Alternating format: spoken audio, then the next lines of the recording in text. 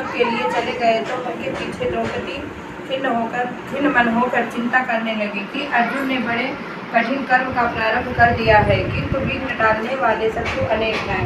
इस प्रकार से चिंतायुक्त होकर के श्री कृष्ण जी से सब विघ्नों के नाश करने का उपाय पूछने लगी। द्रौपदी ने कहा कि हे सर्वश्रेष्ठ, आप मुझे कोई ऐसे व्रत बताने की कृपा करें जिसके करने से सभी विघ्न नाश हो जाएं।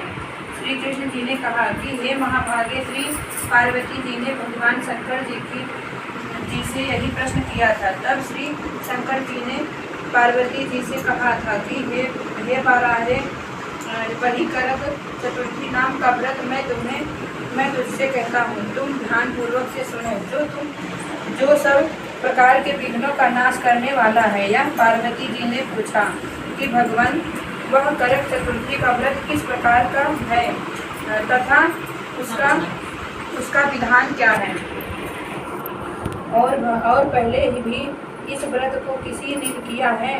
तो शंकर जी बोले कि पार्वती जी, अनेक प्रकार के रत्नों से शोभायमान, चांदी और सोने के भवनों से भरे विद्वान पुरुषों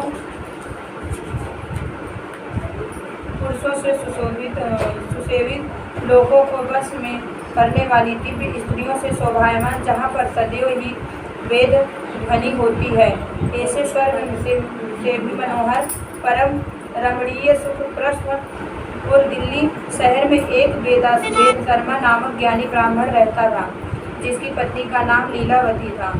उसके महापराक्रमी 7 पुत्र और संपूर्ण लक्षणों से युक्त वीरावती नाम की एक कन्या उत्पन्न हुई। उसकी आंखें नील कमल के समान और मुख चंद्रमा के समान था। उसका विवाह के योग्य समय आ जाने पर वेद शर्मा ने वेद शास्त्र के एक ज्ञाता विद्वान ब्राह्मण को विवाह विधि से उसे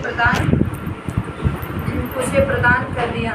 इसके पश्चात वीरावती ने अपने भाइयों की स्त्री भोजा